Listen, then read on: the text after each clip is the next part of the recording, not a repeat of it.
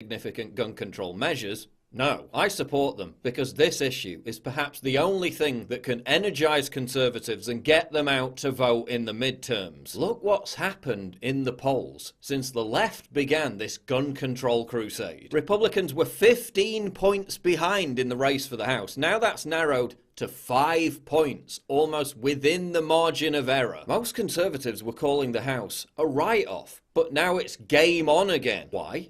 Because gun control is a losing issue for Democrats. It always has been. After Bill Clinton passed an assault weapons ban, he lost 54 seats in the House. The Democrats have made the midterm elections a referendum on Trump. Now Trump needs to make the midterm elections a referendum on constitutional rights. This is how he energizes the base. This is how he turns out voters. The entire March for Our Lives campaign has been one huge own goal. The left just couldn't contain their arrogance. First it was banning bump stocks and restricting AR-15 sales. Now it's ban all guns, take them from your cold dead hands and repeal the Second Amendment. When they give us that inch, that bump stock ban, we will take a mile. Because only Trump's Nazi regime and racist police officers should be allowed to have weapons, right? Oh yeah, and the security at gun control rallies.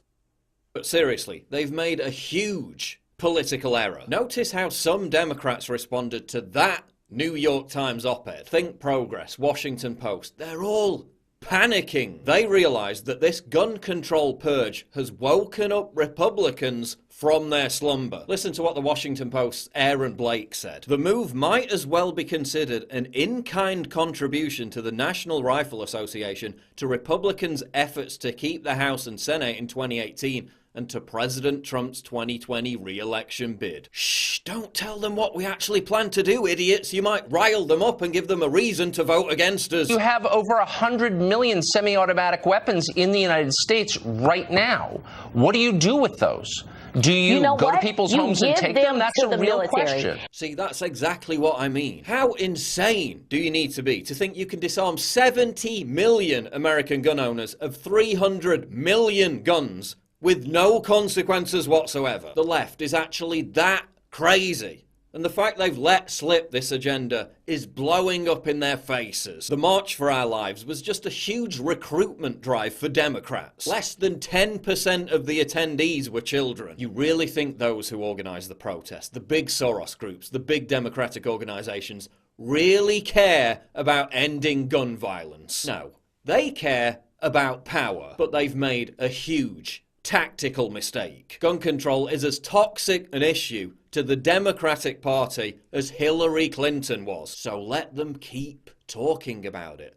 Amplify their voices. Don't interrupt the enemy when they're making a mistake. Look what's happened already.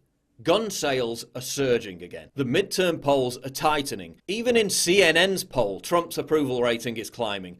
NRA donations more than tripled in February. This is backfiring on the left massively. And to conservatives, don't argue with teenagers. The optics of arguing with children are terrible. Let them talk. Let them continue to piss off gun owners. Gun owners who will then be more determined than ever to vote against Democrats in November. If you criticize some of what they're saying, then all of a sudden you're the bad guy. But if you... You are the bad guy. No, yes, you are. I agree with Don Lemon. Don't criticize the Parkland students.